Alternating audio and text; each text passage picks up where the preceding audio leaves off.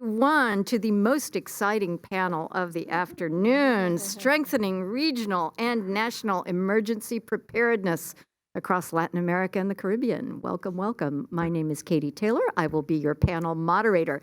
I have an amazing panel this afternoon. Oh, for those of you who would like translation, para los que quieren traducción, hay los cascos de traducción ahí ahí atrás, junto a la magnífica persona y wave. Hey, there he is, magnífica persona. Y en la traducción también tenemos por sign language. Perdón el Spanglish. So we have a fantastic panel. We're going to try to make it as interactive as possible. I'm going to launch with a few questions from the moderator to the panelists, and then we're going to open it up to questions from the audience. So feel free to get your questions ready. First, let me just introduce very briefly. I am not going to read their bios. They have extraordinary, long, detailed CVs and biographies, but I'm just going to provide a highlight. First, we have Patricia Wu, who is based in Washington, D.C., and an expert in public policy. And I will leave it to you to expand upon that. Then we have my friend Carlos Guerrero Orozco from Mexico, who will bring to this conversation a focus on transparency and accountability. And Carlos can also tell you a little bit more about what he does in Mexico and across the region.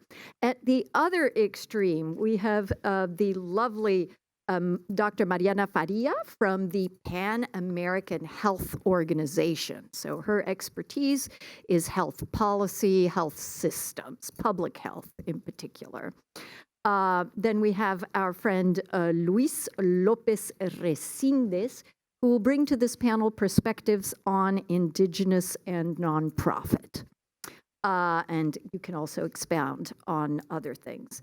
And last but not least, my dear friend, Dr. Felicia Knoll, who is not only with the University of Miami and a professor at the medical school there, but is a recognized expert in Latin American and health systems and social sectors, and has spent also recognized health economist. So I would like to launch us at a hemispheric perspective to start with you, Felicia, if I may, and maybe you could share with us some of your high-level lessons learned, because we know that this pandemic has led to roughly 1.7 million deaths in our region, in Latin America and the Caribbean. We know that many systems were simply not prepared. How can we learn from this so that we can do better next time, because there will likely be a next time? Please. So much, Katie. And thank you to the organizers for inviting me, for including the University of Miami, and on behalf of President Julio Frank, thank you for this opportunity to be with you. As Katie suggested, I think the point is, can you hear okay? It's okay? Perfect.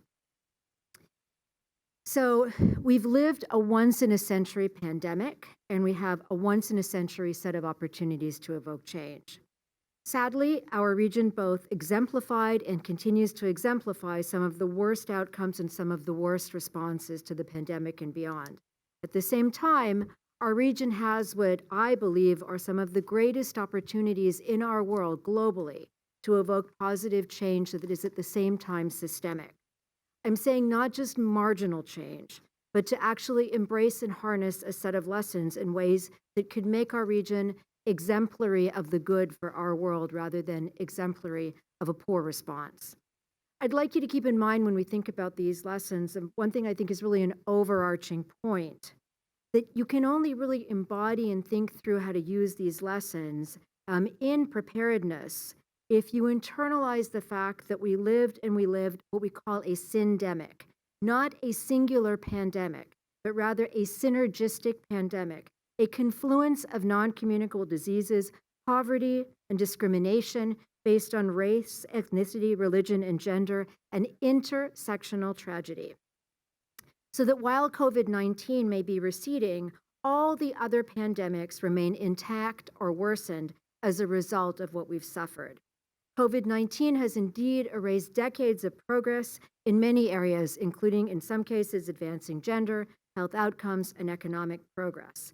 Keep in mind that we have no vaccine solution for gender-based violence or for poverty. The solutions have to be longer term, systemic, and institutional. There are 5 macro lessons that Dr. Julio Frank has brought forward. One of them is really more global, which is that there's no doubt from our experience with COVID-19 that global problems require global solutions. We need to strengthen our global institutions, beginning and not ending with the World Health Organization. But that's global. Here we'd like to focus a little bit more on national. He highlights 4 that I think are particularly important for national governments. First, that unsustainable practices have dire consequences. A pandemic is not a natural event. It is anthropogenic and just as much so as climate change. Unsustainable and inhumane practices allow pathogens to cross the species barrier. COVID-19 has to be a wake-up call about the need to practice sustainable development. Second lesson, we need to embrace the bi-directional links between health and the economy. Health drives economic growth. Lack of health drives economic failure, inequity, and poverty. Economic growth fuels the need and the opportunity to invest in health. There is a duality here, and we can plan for a virtuous circle between health and the economy as opposed to a vicious cycle. The third lesson is around the perils of social inequality, discrimination, and low-income groups being disproportionately exposed to poverty and to ill health. Our interventions must address the social conditions and the social determinants of health that accounted for those higher rates of infection and death among marginalized and discriminated against populations. The fourth lesson is about the importance of national leadership in the response to a public health crisis. And we really saw 2 patterns. One was characterized by the worst responses, and sadly, I would say epitomized by Brazil and Mexico, countries led by what we consider populist politicians who undervalued expertise, typically undermined science, and politicized behavior around things like mask wearing, and then punted to subnational governments to shoulder responsibility. The second pattern is very different. The best responses, heads of government who valued science and recognized the importance of utilizing all fields of study, and in all of society and in all of government approach is a response to the crises. And these were typically, we saw an overrepresentation of individuals who identified as women leaders. In sum, we need what we would call glocal approaches. We usually refer to the fact that that means a strong global response requires strong national leadership and vice versa. But something that's being underrated, understudied, understated is the role of local leadership. We saw with research that we undertook in an observatory co-led by myself and Dr. Michael Tushton for the University of Miami at Network in our region, that you also had to think about those subnational responses, and that this was a dance between precision at the subnational level and appropriate directives at the national level. Now, how do we do this? Katie asked me to think a little bit about how do we encourage greater equity and inclusion? What sort of reforms do we have to keep in mind? And I've thought about let me actually pause you there, if I may, and save that for a little bit, if that's all right. I'm fine. She wants me to save the ifs. Yes, because I think that that's going to be a fantastic segue in a moment. So I love this word syndemic, sort of synergistic pandemic, where what you've described is how closely associated the health issues, the health concerns and consequences of the pandemic connect with all the societal and economic issues that our country. So the way we've structured the panel is to have a first asking questions of the panelists from here, and then we will open it up in the second half for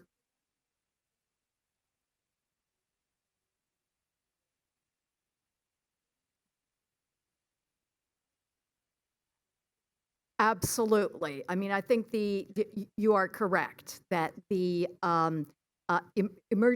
preparedness and resilience are things that are vital for all systems, not just our health systems, but are integrally related to how we prepare to societal resistance in a number of areas. Yes. So why don't we go back to the panel, and then we'd be happy to encourage audience participation in the second half. So thank you for connecting this with all the issues we've talked about. I would actually like to then go to Carlos, because I think whether it is specific to the pandemic and the interrelated issues that we discussed, whether it is relative to response to a national disaster, there are often huge resources that are brought to bear. And transparency and accountability, not only speed of action, effectiveness of response, but how we manage those resources is really vital. So, Carlos, I know you have some thoughts on this. Thank you very much, and thank you everyone for being here. I guess that one of the main lessons of the pandemic was the corruption, the lack of transparency, and the lack of accountability that we saw among the region of Latin America and the Caribbean. I saw that there was this real lack of transparency, mainly related to public procurement on one hand, and on the virus-related information that citizens were missing every day that the pandemic was passing. With regards to the accountability in the region, we saw this lack of possibilities for judicial and non-judicial to hold governments accountable. And I think that is one of the main concerns when we are here talking on behalf of organizations, of civil society organizations, on human rights defenders, because there was a lot of barriers, there was a lot of obstacles that civil society organizations and human rights defenders were facing during the pandemic. I guess that one of the main lessons that we should take out from this pandemic is that corruption violates human rights. This new perspective, that was a perspective that brought by the Inter-American Commission of Human Rights in December of 2019, should be a new perspective, from governments of the region. And we have to take away or change the perspective of how we see corruption in the region. It's not only an economical and financial effect that it creates, but also the violation of human rights of people, mainly in this case during the pandemic, related to the right to health.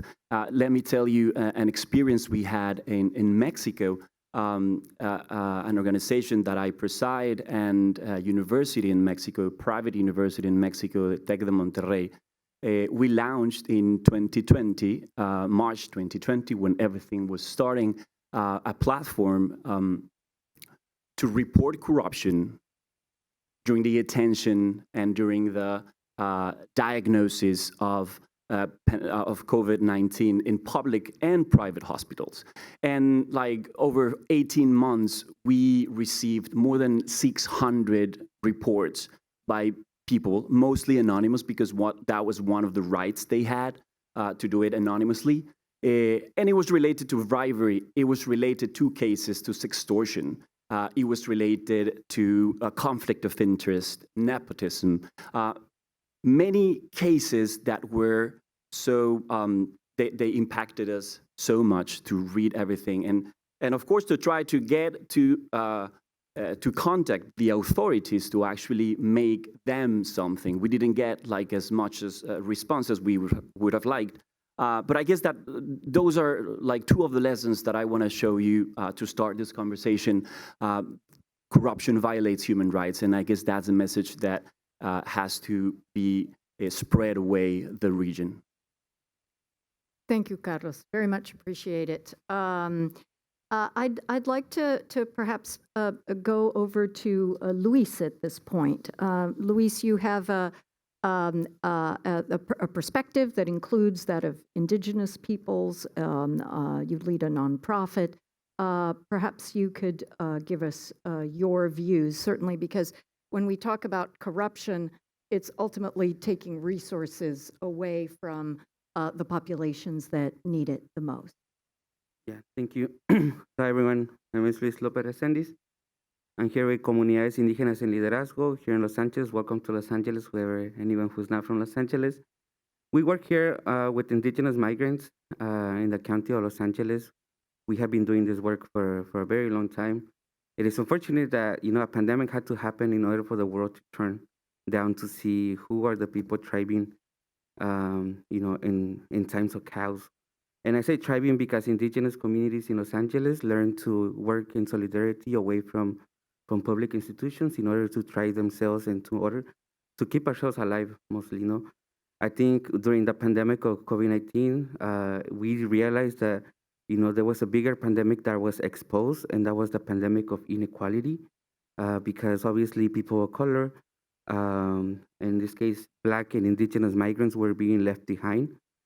So we, it was time for we were barely created as an organization, so the pandemic allowed us to keep working with the communities. What we saw within the pandemic was the effects of a system that was not ready to incorporate indigenous migrants into the general discourse, or Black migrants who didn't speak Spanish or English. We're talking about communities that still speak their languages. My family still speaks their own language, and at home we don't speak Spanish or English. So that is really important to understand and to know, because in this country, when we think of migrants, we think of people that come from south of the border, or speakers of English or Spanish. So there is no general idea of who are the indigenous migrants.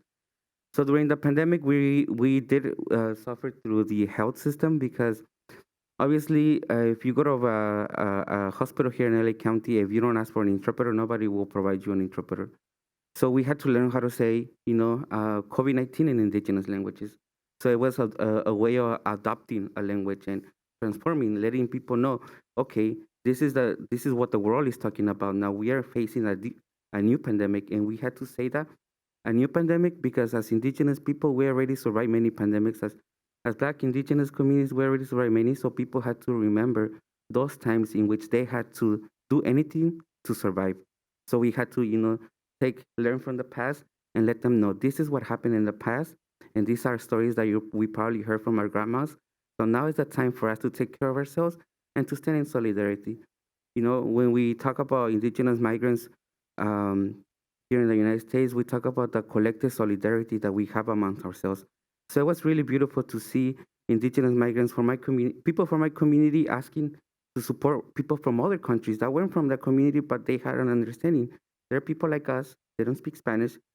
We must help them, because if you're helping us, you better help everyone else. So in in the indigenous world, there's no, I'm gonna support you and I'm not gonna support you. We support everyone, So this is the essence of comunalidad, communality.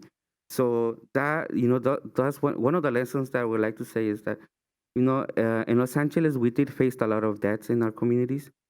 And, wrongfully, they were categorized as Latinos. So there's no, if you look up for concrete numbers for indigenous people that died during the pandemic, we won't find them, because there is this idea, and again, this goes back to politics. The United States of America does not recognize languages that are not colonial, so therefore my language, Mixteco or Tu'unsabi, is not recognized here as a language, so it's recognized as a dialect. So that created a big disconnection between the indigenous communities that were dying, and now they were, they're categorized as another Mexican or another Latino that passed away. So that created a lot of work for us in order to visibilize. Now we have campaigns across the nation visibilizing indigenous people migration. We have the Department of Homeland Security asking all these questions. Why are all these kids not speaking Spanish and they're saying they're from Mexico and Guatemala? Why are all these people that are coming from this country not speaking Spanish, and are they really from this country? So we had to intervene and say, look, in Mexico, there are 68 different indigenous languages that are spoken. That means that there's 473 different linguistic variants that are spoken across the nation. In Guatemala, there are 22 Mayan languages, plus Garifuna, plus Chinca, which are, that makes it a 24 language country.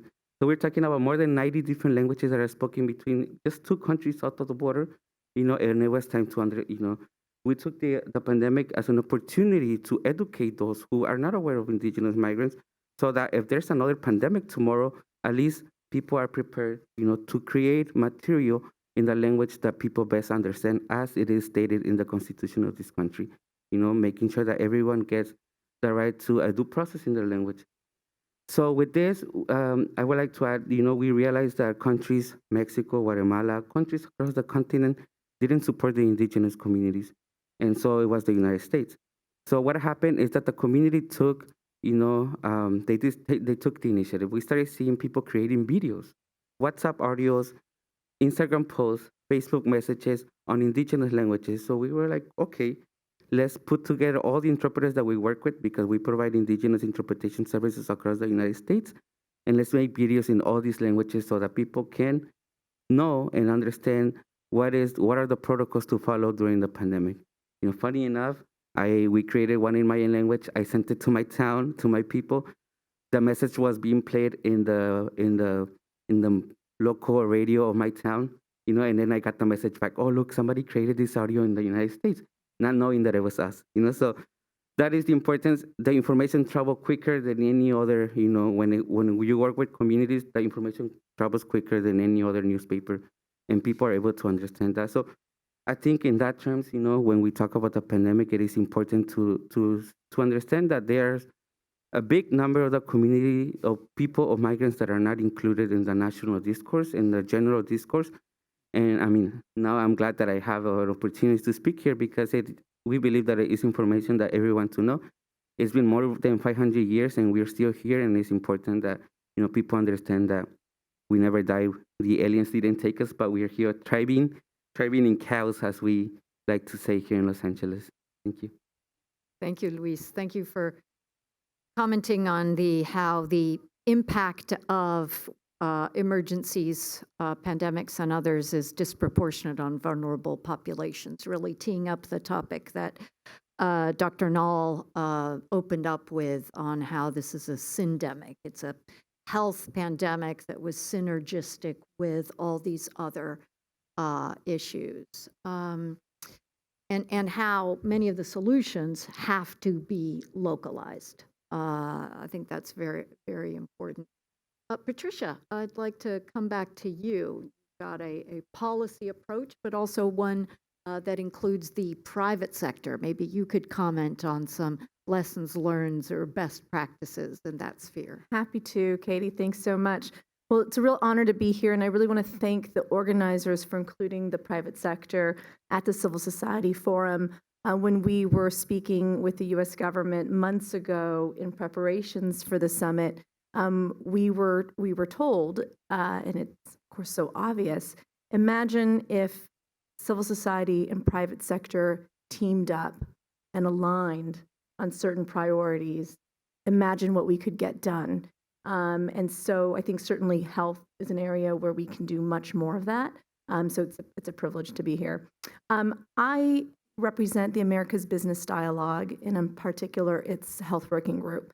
America's Business Dialogue, or ABD, is facilitated by the Inter-American Development Bank, and we are a group of private sector organizations. Any company in the Americas can join. There's no fee to join.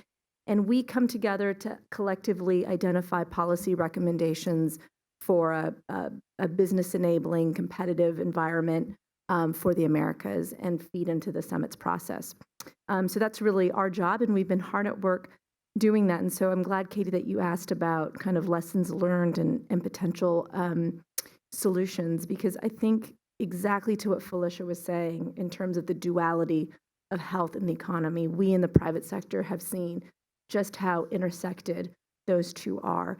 And I would suggest that, I think what we've seen is how crucial the private sector is as part of that solution.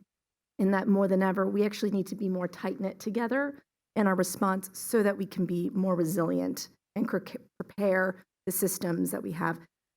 Just a few little kind of points of reference. I think everyone knows this, but I think it's important sometimes now that we're however long we are into the pandemic to take stock, which is that, if you look back, the private sector, since the onset of the pandemic, has mobilized in the way that, as of today, last I checked, we have manufactured, delivered 13 billion doses of the COVID vaccine. Last year, we vaccinated half of the world, or as of now, I think we've vaccinated half of the world's population. Much of that done within a year within a year. And this is the biggest immunization campaign in the world's history. And in terms of testing, I don't have the numbers regionally or globally, but here in the United States, we know that the health industry has shipped over a billion at-home tests. So I think that's really the private sector, showing up and showing just how critical it is. Another great example that I love is, this is from Brazil, but I think we've seen the same story in several other countries, where for some time, telehealth, virtual doctor's visits, governments really, frankly, I think, stalled in not being very clear what's permitted, what's not permitted. It was very gray. But because of the vaccine, those temporary restrictions or kind of lack of understanding of what was permitted was lifted. And in Brazil, there was one study done at the height of the pandemic, up to 70% of unnecessary emergency room visits were evaded thanks to telehealth. So again, those are private sector solutions, obviously in concert with governments, local, subnational authorities, but it really, I think, shows how it's only when we work together and we bring all the solutions to the table that we can get the job done. But I think, Katie, what we've learned, what we've all appreciate now, is just how vulnerable our supply chains are. We've also seen how there are unnecessary regulatory obstacles that have prevented products that are ready to go, ready to be distributed, but they don't make it across the border because of, frankly, unnecessary duplicative regulations. One example we heard was, again, vaccines were boxed, ready to go, but there's labeling requirements. Paper, you can imagine it, paper labeling requirements. And if those paper labels weren't ready, those boxes weren't shipped, and we knew that every day counted. Now, thank goodness, in several instances, regulators temporarily lifted those paper labeling requirements and went to an e-label. But those are the types of things that, frankly, we probably should have done many times over. And now, and we're certainly committed to doing this, we need to use platforms like the Summit of the Americas process, like PAHO, like OAS, where we can come together and identify these lessons learned and lean in so that we make the changes so that we're much more resilient, much more nimble down the road. So, I think just to conclude this portion, I think what we've seen is that when it comes to health resiliency, it is not the mandate of health ministries alone. It is not the responsibility of PAHO alone. We all play a role.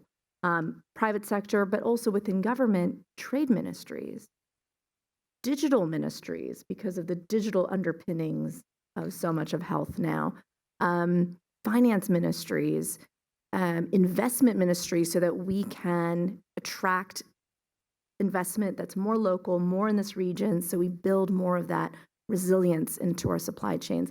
Those are not just the work of health ministries or of PAHO. Those are not just the work of private sector. It really requires all of us coming together. And our big hope for the summit is that this great kind of consultative approach that I think the United States as host has brought doesn't just end with the summit, but that it's really built into the fabric of the follow-up. Because, this week is terrific, but it's just 1 week, and we want to, when the next health threat comes around, if we want to say that Latin America was not, frankly, the one that was disproportionately hit 40% of the world's deaths, something like only, 8% of the world's population, incredible. We need to build that consultation, that dialogue, that partnership, that collaboration into what we do, and leave this summit doing that on a regular basis. Thanks, Katie. Thank you, Patricia. Yeah, it's closer to 25% of the world deaths, but still that's triple the proportion of the population of Latin America and the Caribbean. No, but thank you, Patricia. I think you're reminding us that we have to broaden what we mean by accountability. It's multi-stakeholder accountability. It's not just holding public actors accountable for public resources, although that is very important, right, Carlos? But a responsibility for us to each hold ourselves in our role in society, civil society, governments, private sector, hold ourselves accountable. That's terrific. You also, I think, reminded us of the extraordinary capacity to scale that the private sector has. I mean, 13 billion doses in basically a little more than a year. That's, as you say, the largest immunization campaign in the history of the world. So thank you for that reminder. I'd like to go to our friend from PAHO, the Pan American Health Organization. For those of you who don't know, PAHO was the precursor to the World Health Organization. Dr. Faria, over. Thank you so much, Katie, and a very good afternoon to all here present and my colleagues in the panel. Yes, actually, PAHO is having its 120th anniversary this year, so we'll be celebrating 120 very important years of work. And on behalf of the Pan American Health Organization, I would like to thank the organizers of the Civil Society Forum and all here present for this invitation to discuss with you the need to strengthen regional and national emergency preparedness. I'm actually happy to be last because I was taking some notes from my colleagues, and I think that the work that PAHO has been doing and a few of the remarks I'm going to share today will speak to some of the issues that were mentioned previously. Felicia mentioned the virtual cycle of economy and health, the need to do that. Carlos said the lack of transparency on procurement during the pandemic. And Luis mentioned the vulnerable populations who were disproportionate impact, and Patricia ended with how vulnerable our supply chains are. And so I think this is a lot of the work that PAHO has been doing, trying to strengthen our health systems, and also with that strengthening our manufacturing capacity in this region. And then I'm talking about the region of the Americas, mostly Latin America and the Caribbean. So before starting with that, I wanted to say that PAHO has a long-standing history of collaboration with the civil society. And I want to mention that because this is a civil society forum. PAHO believes that supporting local civil organizations in community-based interventions reduces the disproportionate vulnerabilities of remote communities, just as Luis was mentioning, right? Women, children, rural and remote communities, persons with disabilities, indigenous, and Afro-descendants. And this work inspires community health workers to provide the whole range of essential health services during an emergency, an outbreak, or a pandemic.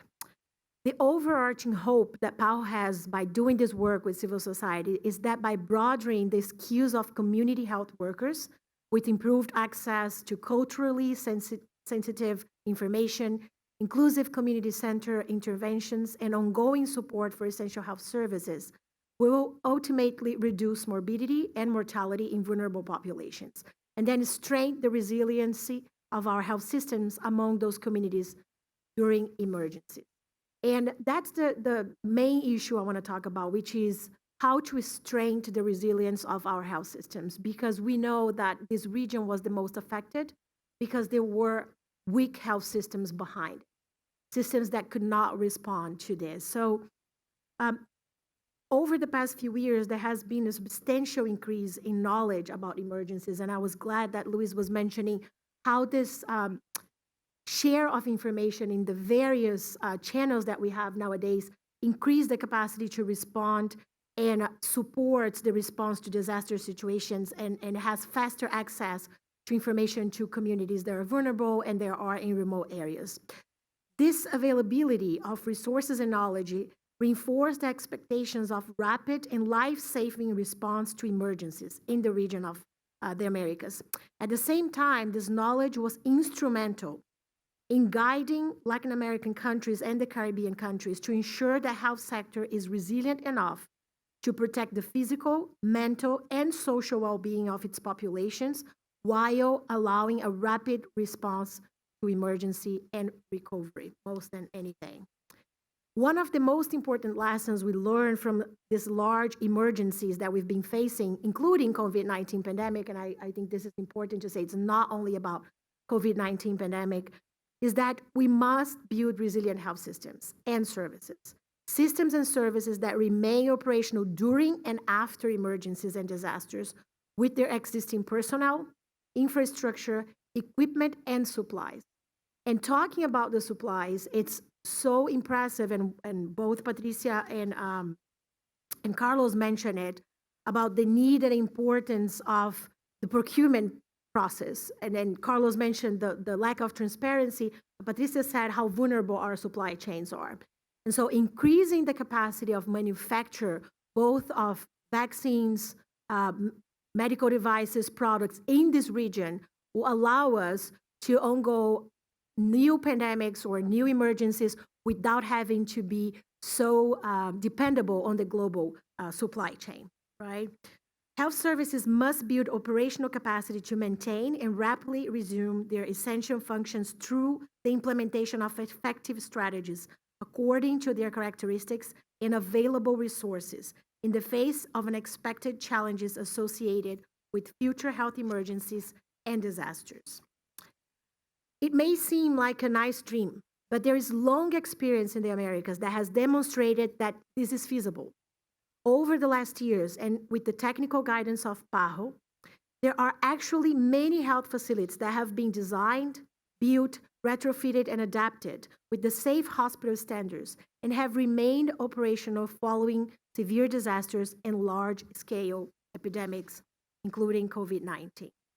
The COVID-19 pandemic has demonstrated that the health services should have resources for surge capacity and adopt strategies for rapid recovery and even expansion of their essential functions to ensure full access to critical services under safe and quality conditions for the affected communities during and in the aftermath of any emergency and or disaster. All health services with different levels of complexity of care play a crucial role in saving lives, preventing diseases, and reducing the impact of health emergencies. And that's why PAHO truly believes that we need to strengthen our health systems to be able to face better new emergencies and disasters. Thank you so much, Katie. Thank you. Thank you for giving us that broad view of the health system's perspective, as well as reminding us of the importance of nearshoring, attempting to strengthen supply chains in the region. Earlier, I cut off Dr. Dahl, promised I would come back to you because I think you also have some additional thoughts going back to this idea of a syndemic, a synergistic pandemic that cuts across health and other issues. So why don't you launch us on some of those ideas? And you didn't cut me off. You had sent me two questions that I was answering together. So, and we had spoken about it. So I was thinking about what do health systems have to do? And it came out as 5 ifs, I's and F's, if only if, right? Or if and only if. So first, intersectoral platforms. And why? To enable forward movement. Both because intersectoral platforms promote equity and efficiency of access, but also because they address the social determinants of health that drive syndemics. We saw throughout the region governments relying on conditional cash transfer, and social welfare programs, with the exception being Mexico that had closed their social program. The second if is innovation, and Patricia spoke to this. Innovation as a remedy for the failure to thrive of health systems. We have an opportunity for leapfrogging through the technology of communication information, because the pandemic catapulted us at least a decade forward in how to be able to finance telehealth and telemedicine. So in addition to the technological capacity, it broke down those barriers to being able to include financial protection in health provision through this kind of innovation. The third, implementation science to facilitate change. We need to do this based on carefully established packages of services that are targeted, but targeted broadly in our region to address the complex and changing needs for health that we know are associated with polarized and protracted epidemiologic transition, and that include chronic and non-communicable diseases and injuries. And we need to do this with a focus on what some of us have called progressive universalism. I won't go in detail, but I'm happy to talk about that afterwards. The fourth, integration to counter fragmentation.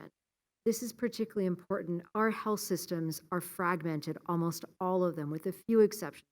Costa Rica, fragmented by population group, and those fragmentations are based on where you work. If you have a salaried job, then you have a certain kind of coverage. It's based on your place of employment rather than on the right to health. And the right to health should be the future that determines how access happens. We've also pushed, several of us, the idea of a diagonal approach to break down the false dichotomy of which disease or which group to address and look at how to harness synergies across diseases and across populations with a lot of opportunities, again, for leapfrogging. And the fifth is investment. Investment to fully finance our health needs. We are not spending efficiently, there's no question, but we're also way below where we should be, around 7 to 8% of GDP on average, GDP low and falling in most cases, and well below what we think is about 12%. We see a certain high-performing OECD countries with a heavy reliance on out-of-pocket spending. So we have health systems that are both grossly underfinanced and malfinanced. And I'll just close with one thought, which is that the memory of tragedy does tend to fade. And as it fades, we too have to think about what we owe to those who suffered, the tens of millions, and apply the policy lessons that we've learned. Again, we have no vaccine solution for things like violence against women, for gender inequity, and for poverty. So we need to think about these sorts of structural and institutional solutions. And I close with the idea that we can try to convert suffering into strategy. Thank you. That's very sweeping, very broad, and with lots of connective threads, to which what each of the speakers have said, to connecting with the rights approach that Carlos brought up, all the health systems concerns and solutions that PAHO has been providing technical guidance on, the importance of including that intersectoriality and what did you call it? The false dichotomy of the needs of specific populations that Luis spoke to so eloquently, but also the innovation. I think, Patricia, you brought up many of the, let's call it, silver linings of innovation, of things that we have figured out how to do or how to do differently or how to do better, spurred by this terrible tragedy of this specific pandemic. So thank you for pulling us all together there. I'd like to start opening it to any questions from the audience. I believe that for the translators, both the oral languages and the sign language translators, any questions, you would need to come up to the microphone at the front of the room, and I have the translators giving me thumbs up and nodding. Thank you. So if you have a question, please come up, and maybe if there are more people, maybe we could take 2 or 3 questions at once. If there are other people who want to stand up behind this very fine gentleman in the blue jacket, feel free to stand up behind him, please. Yeah, thank you very much. It was a well-put panel. I learned a lot from each of you. And if you could please identify yourself. Yeah, my name is Julio Cesar Guiti Guevara. I come from Washington, D.C., born and raised in Honduras. I'm also a member of an indigenous community called the Garifunas that was mentioned earlier. one of those communities from the approximately 50 million people of indigenous people that we have in Latin America. And I often speak as a member of the approximately 200 million people of African descent that live in Latin America, the Caribbean, and the US. In the US, we have about 47 million African Americans. In Latin America and the Caribbean, we have 150 million people of African descent. Colombia is the country with the biggest population of Spanish-speaking Black. And but in the US, most of the Blacks, Latinos, come from Central America and obviously the Caribbean, particularly the Dominican Republic, Cuba, and Puerto Rico.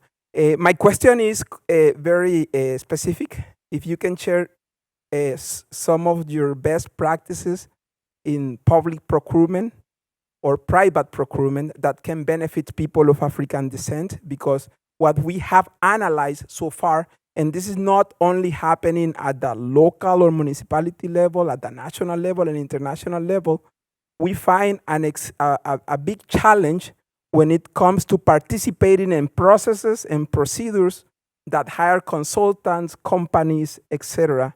Often, the parameters that are put in place to execute any project, health, infrastructure project, energy project, if you don't have a PhD or a master's or some type of qualification that meet that requirement that were placed in a desk, either in a government agency or an executive, we feel like this is one of our biggest challenges right now. We are embracing some of the existing tools that exist, particularly in the United States. The Biden administration is putting together a framework that hopefully will be able to not only implement effectively in the US, but also replicate throughout the entire region. And I'm talking about the Justice 40 initiative, for instance. I'm talking about the executive order on racial equity and support for underserved communities. And if you can, using these tools, these existing tools, give us some practical examples that we can use to facilitate the active participation of members of our communities, indigenous, Black. I'm also a Latino, I'm Afro-Latino. And one of the biggest challenges that we have, not only throughout the whole region, throughout the Americas, is what we call the clientelismo político, the political clientelism. If you are not connected with somebody within the institution, forget it. I was lucky to come to the US to work at the OAS. I have been working at the Inter-American Development Bank. I was an attorney there. I also have been doing work for the World Bank. And I see that big difficulties at all levels. At the IDB, after so many years, I don't see a single Black manager that is Black. Just to share with you, from Latin America, there are some Caribbean. Just to give you an example of that type of challenges that we face. This is, and thank you very much for your question. Thank you for the very, very important question. Thank you also for framing it in terms of the scale and magnitude of particular populations. I saw Patricia nodding vigorously, so I will give you first dibs, but if others on the panel would like to chime in as well, please. Sure, yeah, no, I was nodding vigorously. My answer doesn't look at specifically those of Afro-Caribbean descent, but I think from the private sector, we have seen exactly what you said, which is, most of the large companies, they have armies of regulatory compliance specialists, attorneys, others who can get through these very arcane regulations and processes. And I think what we learned in the pandemic, and this isn't in health alone, this is other sectors of the economy, that so many of these things were paper-based. I talked a little bit about labeling for vaccines, but this was even like construction permits. They're still paper-based. And so you imagine the opportunity that arises for corruption, for lack of transparency, to cut out perhaps the best entrepreneur or entity that could deliver those services at the best cost locally. It all goes behind a wall. And so one of our recommendations in the America's Business Dialogue is really around transparency in government processes. And it was wonderful that at the Peru summit, this was embraced in several forms in that summit. But this year we want to go further, and that is to digitalize those processes. So I think we've seen in Chile and some other places where they've done a really nice job. Of course, there's always room to improve, where they've digitalized a lot of the procurement processes, a lot of the permitting, tax, customs. And the more those are online, the more transparent they are, less opportunity for corruption, the more efficient, and the more opportunity there is for entrepreneurs, SMEs to see the opportunity and then to engage and be part of the solution. So anyway, no, that doesn't answer your question specifically, but I think that is a real baseline that can benefit all and just create much more of a level playing field across the board. Thank you. I think, Carlos, did you want to add to that? Just like not really also answering your question, but I guess that one of the best practices that we found regionally over public procurement is related to open government, how transparent governments could be when they release a bid, a public bid, how effective they are, as you were saying, Patricia, to digitalize. It has been proved all over the region and the world that if you avoid the contact person to person and you promote the digitalization, you would avoid acts of corruption. So as far as we know, when we promote open government, the citizens regain trust on their governments, but also the governments are more efficient in every public procurement procedure. Regarding the pandemic period, there's like two challenges or two lessons that we can learn actually. One of it is like to define what is actually an emergency purchase. We heard many cases over the media and reported by civil society organizations where we heard the governments were not putting public procurement procedures, they were assigning directly to certain companies. And that, of course, creates, if not an act of corruption itself, possibilities and opportunities for corruption. And the second big lesson regarding this is that it's not enough to talk about open information. We have to talk about the quality of that open information. Governments are not fulfilling their commitments, like the regional commitments, but also the national commitments, when they open the information and they give you a database that where you can enter like on a PDF, you need an Excel database so you can go through the information and actually make a research of what you want to get. So I guess that open government, it's very important. Just this morning, Open Contracting Partnership released a letter for all the governments and civil society organizations regarding these issues. They recover some of the commitments that were made by the governments in the past in Peru, in Lima summit. So I guess that open government is something that we have to consider seriously. Just briefly, I wanted to give an example of why what Patricia is saying I think is so important. And you're going to be, I think, surprised at the example. First of all, because it's Mexico, and second, because it has to do with opioids. So of all the kinds of medications to think that you want to open up and digitalize, opioids is probably the last one on your list. Yet there's a huge lack of access. What we saw was the move from paper prescribing to electronic prescribing, changed the playing field for patients and for procurement in all ways. The second thing that I wanted to highlight, and I actually should let Pajo do this, is that innovative financing platforms are hugely important when we're speaking about medicines and fair deals. And also for companies that produce these medicines in order to give them some kind of stability around how many people require the actual medication. So an innovative financing platform will try to aggregate demand, particularly across small population groups or smaller countries, so that they can do a better, easier, more efficient job of being able to negotiate supply and appropriate prices with producers. That's hugely important in our region, and one of the big innovators has been the Pan American Health Organization. Just to highlight, I was going to mention the strategic fund, but I want you to go ahead and do that if that's okay with Katie.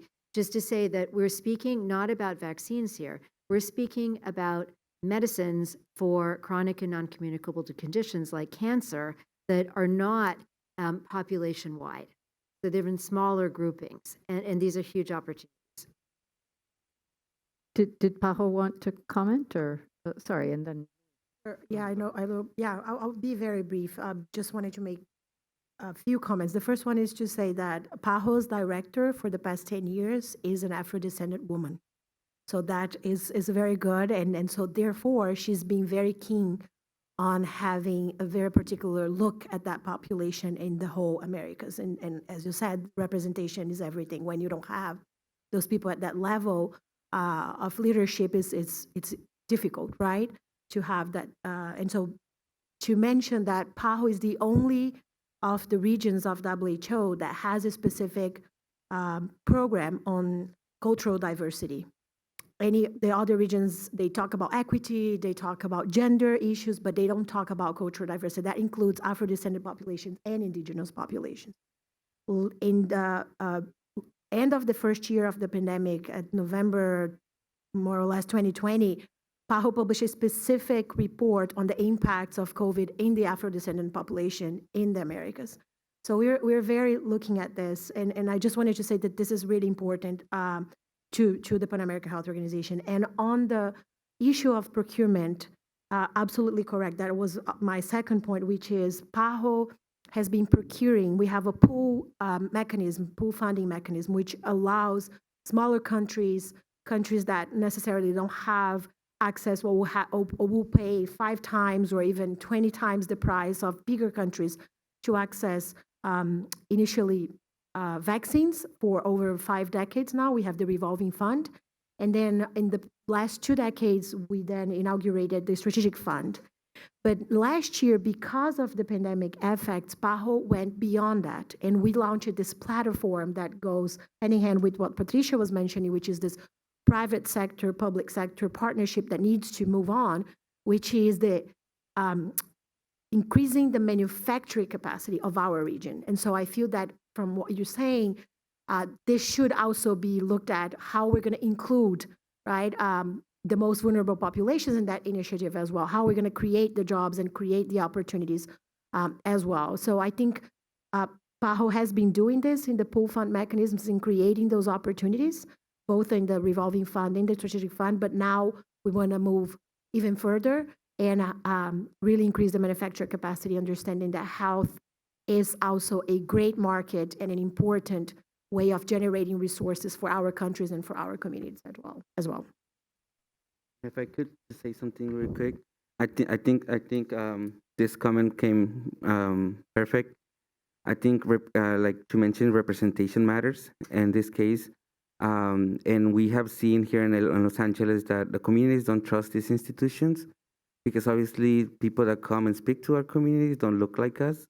And with this, it is important to keep pushing. And I think it's really clear. There is a systematic. The system has been broken all across Latin America and the United States because people who are at these top positions or who are considered the experts don't look like us. And that is something that needs to change. We have been doing this for a long time. That it is important. Somebody mentioned earlier. Protesting and don't protest a lot. Make it silent.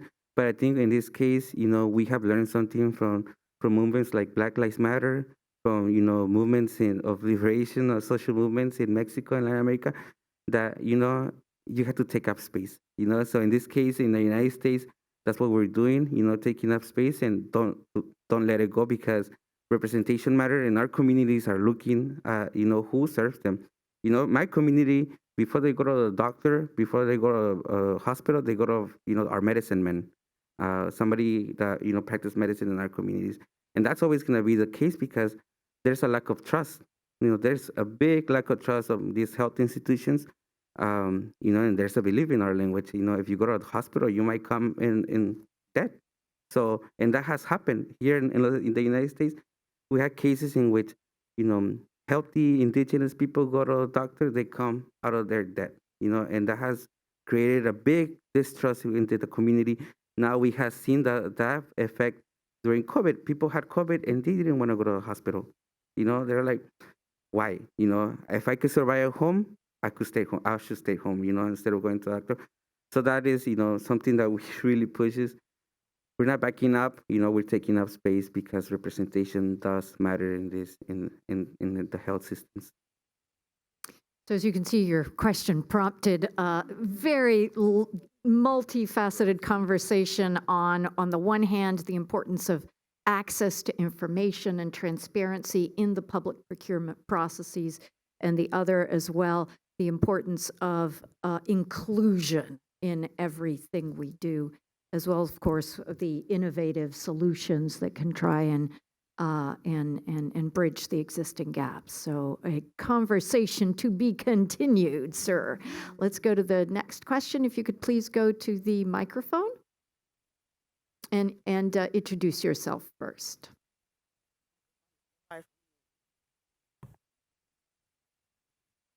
My mom is laughing when I tell them I don't.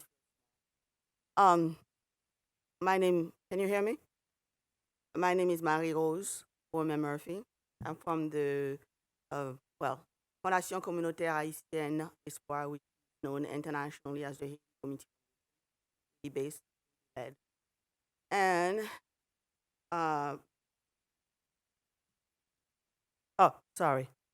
Yes, Haiti-based, Haiti-led, community-centered, and definitely a country that has been left behind and is in a strange position in Latin America and the Caribbean.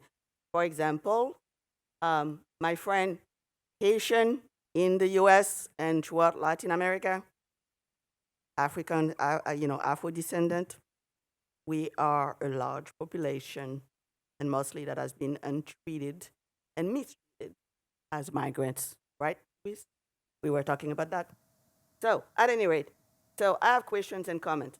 One of them I'm just curious to see, because my understanding is that there's really 1% of funding as far as the humanitarian sector, which focuses on disaster preparedness.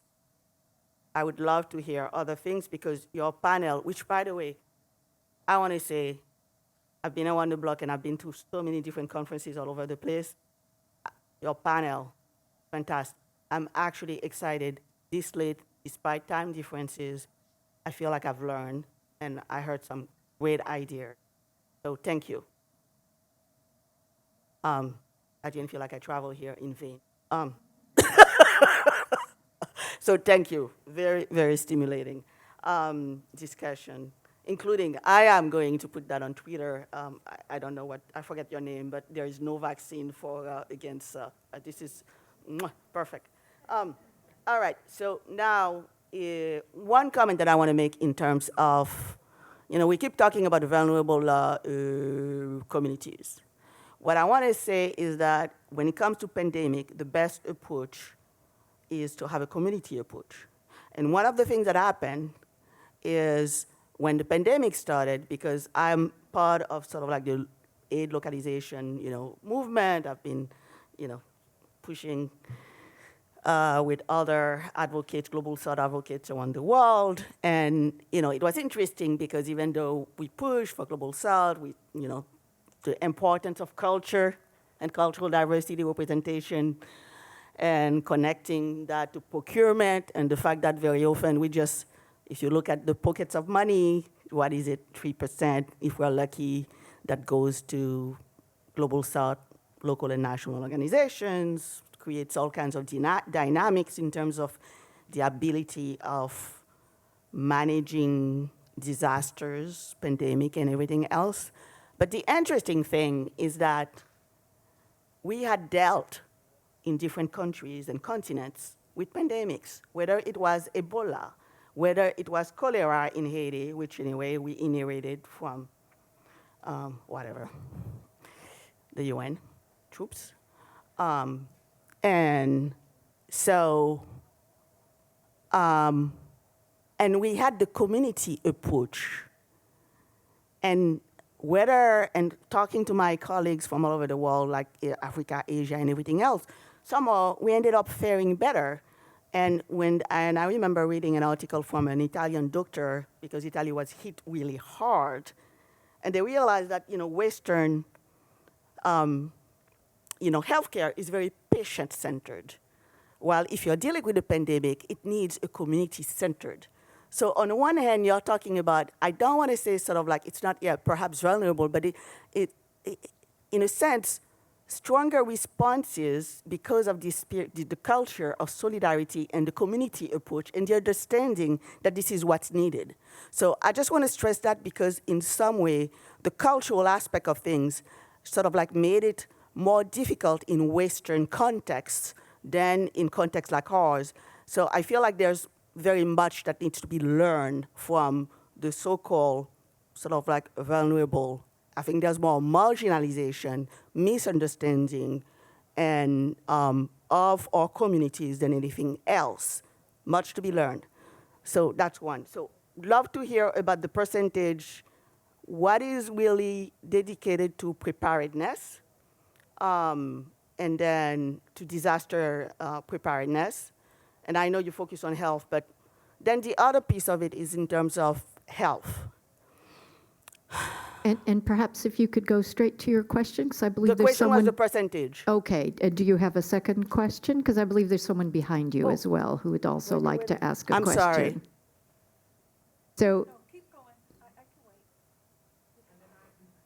Okay, Oh, y'all maybe we behind. could get the three questions together. So if you want to just stand in line behind the other lady, and then 4 questions, and we'll get all the questions and Okay. then answer them together. So if you could go straight to your question. So anyway, so the percentage, just curious in terms of the procurement aspect of things.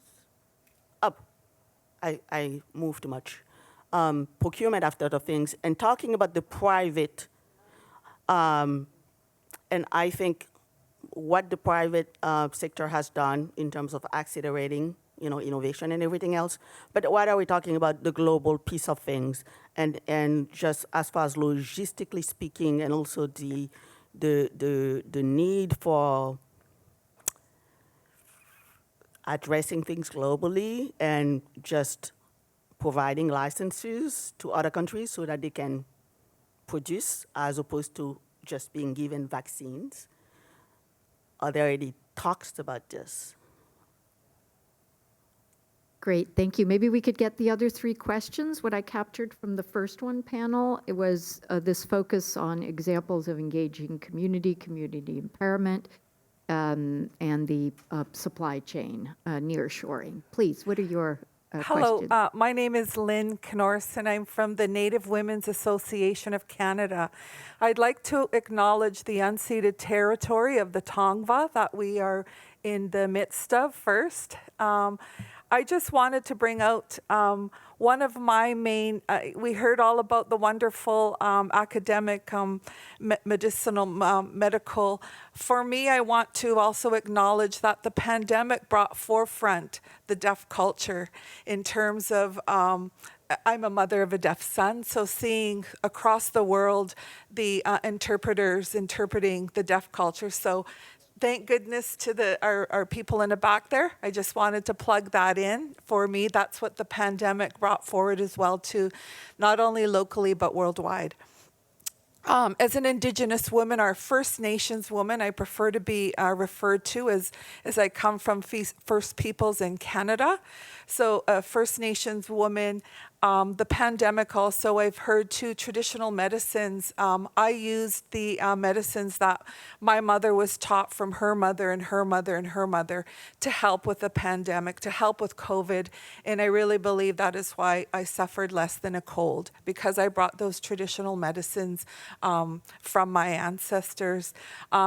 What the pandemic brought was the systemic racism in our healthcare in terms of First Nations people in BC. In BC, we had a report done in plain sight by Mary Ellen Turpella Fawn, which spoke to all of the systemic racism, not only in BC, but across Canada. I would be remiss if I didn't bring up the name of the woman who died in the hallway of a hospital while she had to go Facebook Live to show the systemic racism of the lack of care for her. So balancing that, how are we going to advocate and bring that to light, that systemic racism, particularly for our women and girls who in Canada, Indigenous women and girls, missing and murdered Indigenous women, the 215 calls to action. So how are we going to make sure that we advocate for Indigenous women and girls, our First Nations women and girls? So thank you for that time. Thank you for bringing the Tanva to mind and acknowledging the another silver lining of the pandemic with the deaf culture, and we will certainly address the comment around women and girls and systemic discrimination. Please identify yourself and share your question. O si prefiere hablar en español, también puede.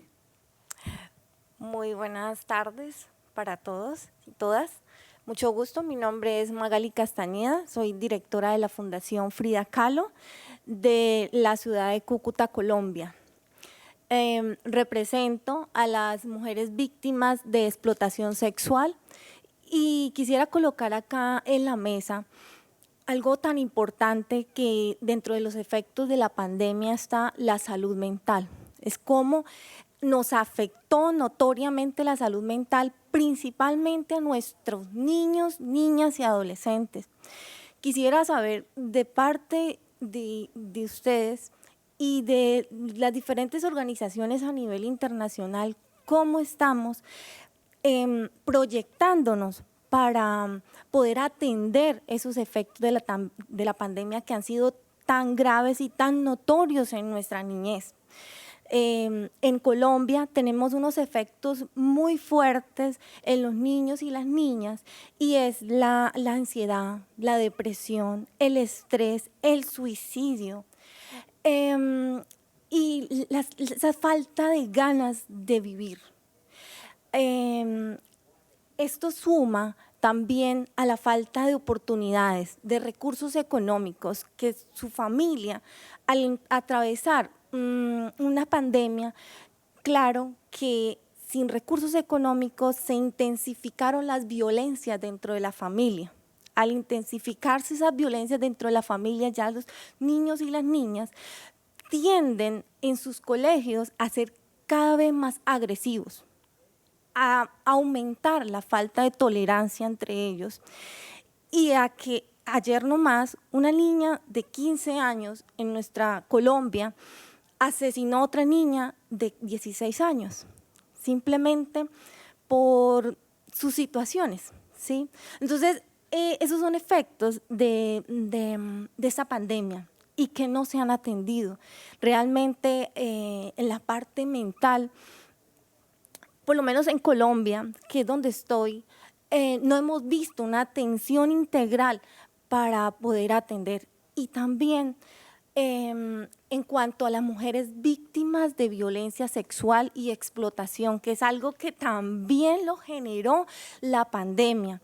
¿Por qué? Porque al estar dentro de las casas se aumentó también lo que fue la comercialización de los cuerpos de las mujeres a través de la webcam. Es por eso que vemos actualmente en herramientas digitales y lo ven como una transformación, como algo relevante, pero eso es algo que está afectando las vidas de las mujeres porque ya nos están viendo nosotros como un producto que se comercializa nuestros cuerpos y no somos un producto, somos seres humanos que a pesar de que si estamos frente a una webcam, también nos afecta la salud mental. ¿Por qué? Porque en la atención que nosotros hemos tenido con nuestras mujeres víctimas de explotación sexual por trata de personas, allí ven terribles episodios de violencias, de abusos hacia niños, hacia niñas, desgarradores, y que continúan. Es que cada 2 minutos hay abuso sexual a nuestros niños y nuestras niñas. ¿Y cómo se está abordando esta salud mental? Porque ellos quedan allí, tienen ese sufrimiento y no hay una atención integral para ellos. Se dejan a un lado y estos niños y estas niñas o estas mujeres también son desprotegidas por el Estado. Gracias. Muchas gracias. I think we have one last question.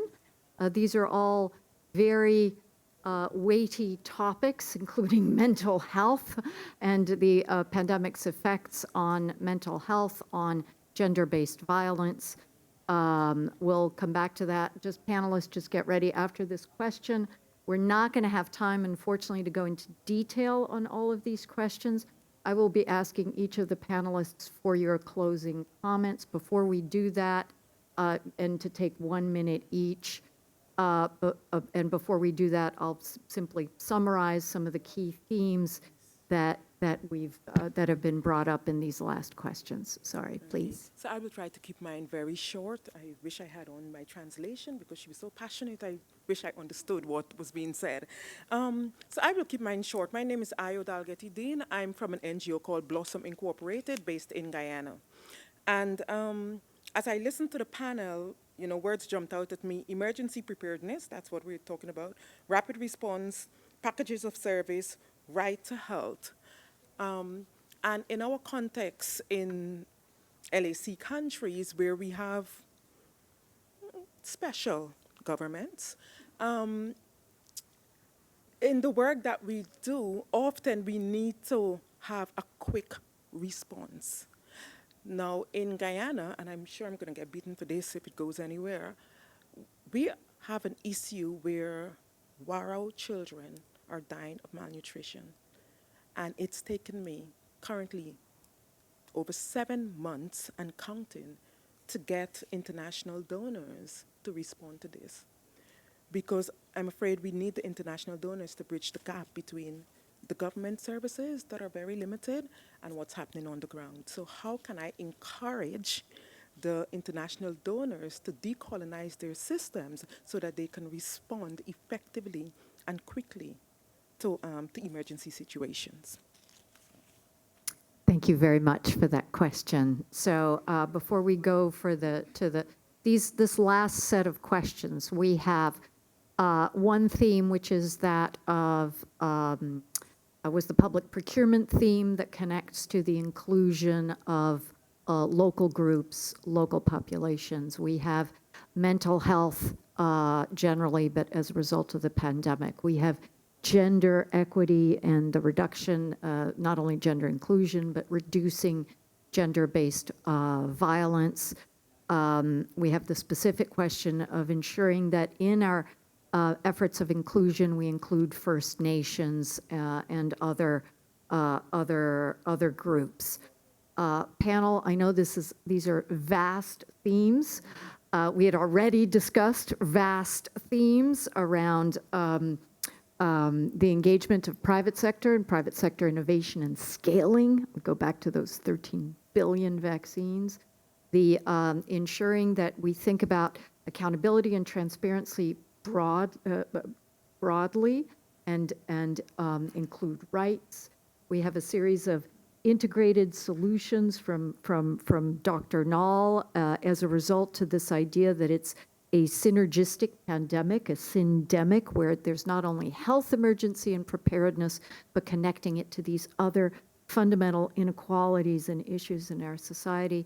We have from Luis the very eloquent need to engage and communicate with local populations in local languages in a way that engages communities and local assets. And of course, from Pajo, the sweeping as well as innovative solutions in the health space and health system. So now I'm just going to go from Patricia all the way down. You get 1 minute, pick an issue, and close. Great. Let me take the local manufacturing one.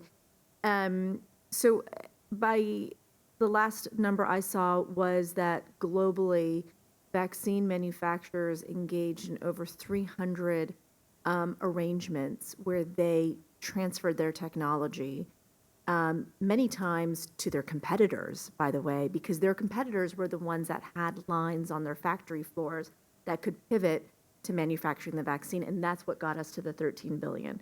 So there was a lot of that voluntary tech transfer, and I think that what we've seen now is, again, the 13 billion. As of right now, there is more supply of the vaccine than there is demand.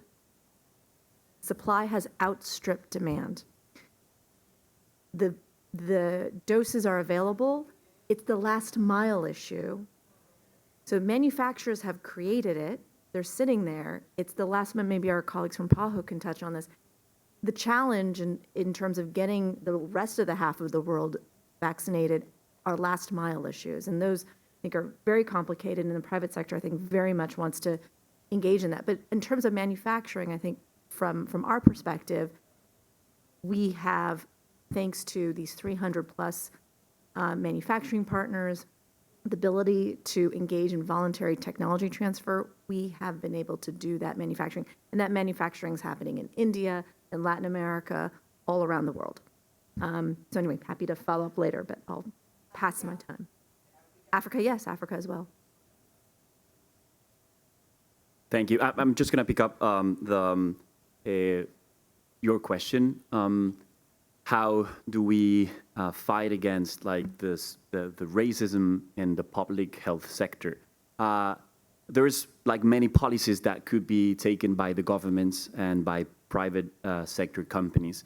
But one of them, I guess, that is very important is related to reporting. The states and the private sector companies should start implementing internal reporting channels to actually could denounce these kind of violations in terms of racism, but in terms of illegal conducts, but in terms of acts of corruption. There is a big task for everyone that is like here, the companies, the civil society organizations, the governments itself, to implement corruption, anti-corruption mechanisms, but most importantly, to promote also regulation regarding the protection against retaliation of those who denounce. I guess that I will keep in that. Thank you, Carlos. Dr. Null. You have to start calling me Felicia. So first, as a Canadian, I want to thank you, a Canadian resident in Miami and in Mexico. Thank you for recognizing the lands we're on and the missing and the murdered. I have to address the issue of violence against women and violence against children and say that I'm completely against calling it a shadow pandemic. It is only a shadow because it's being kept in the shadows, although that's a word that's been used often. I started with the idea of syndemic because violence against women and children is a pandemic of pandemic proportions that has never been treated as such in global health. The numbers show it, our responses do not. We have a Lancet Commission on violence against gender-based violence and violence against children and women that I have the honor and responsibility to co-chair. And I would be honored to be able to work with you in Colombia, obviously, in Canada, and wherever we can. Thank you. Thank you, Felicia. Luis. I just want to say, thank you for sister for reminding us whose land we are on, and I think it's a reminder that we are all visitors in these lands, and it is always important to recognize whose territories we are, because, like we mentioned, we never left, and we're still here present. I think something, I do believe that it is important, to keep track of how many violations of human rights have been happening in different health institutions, to make a report. However, I also believe that it is important to voice it. Here in Los Angeles, I work with Comunidades Indígenas en Liderazgo, which is an indigenous migrant-led organization by women. And it is to my understanding as a man that it is important to deconstruct this idea of the role of the man, and let the compañeras, the mujeres, the brothers, the sisters to be in the front and lead the way. For us here, it has been hard to keep a record of how many violations of human rights have been happening at different healthcare systems. So now we found out that through social media, institutions listen, and they don't like to be called out on public. We send them a report of how many violations of human rights happen, and those go to the trash. They never see it.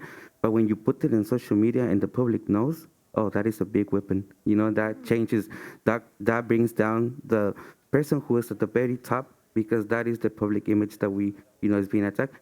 And that is, fair when we have seen so many years of violence towards indigenous women, towards indigenous kids, towards Black and indigenous women. So, I mean, that is just a tool that we found out, that when it's public and the social media, they listen. And I think it is important to take that report and put it out there so that everybody, regardless of where they are, they can see the violations of human rights that are happening. Thank you. Thank you, Luis. Mariana. Thank you so much. Yeah, there's a lot that I would like to share, and I'm happy to continue this conversation with all of you afterwards.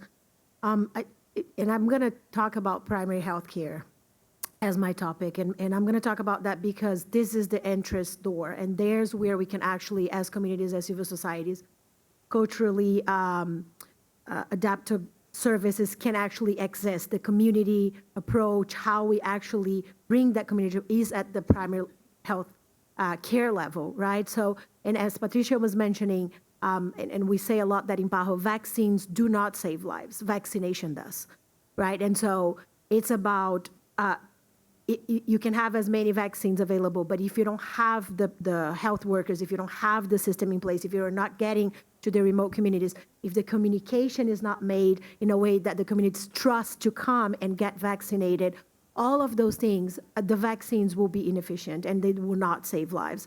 So, and it's also at the primary care level where we can see, the possibility of breaking the cycle of violence against women and children. Is there the place where you can actually pour, because if you take your child for vaccine or for, just regular consultations and you have that relationship with your primary care provider, that's where you can also break that cycle. So I cannot strain enough the need for our governments, for our private sector, for our academia and civil society more than anything to invest and make sure that our primary care health is financed, sustainable, equitable, and provide access to all.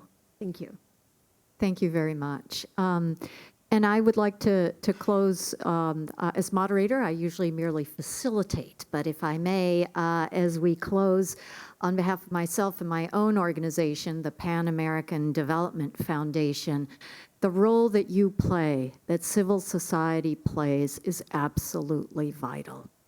You play a role in accountability, holding communities and governments and private sector and other actors accountable. You play a vital role in advocacy. You play a vital role in community organizing, in teeing up and making visible the extraordinary resources that are there often historically, or that have been forgotten. And so I want to thank you. Thank you for being here today. Thank you for the work that you do and the passion you bring to your lives and to and for bringing all of us to the table to have this conversation. So on behalf of the panelists and myself, thank you for being with us today.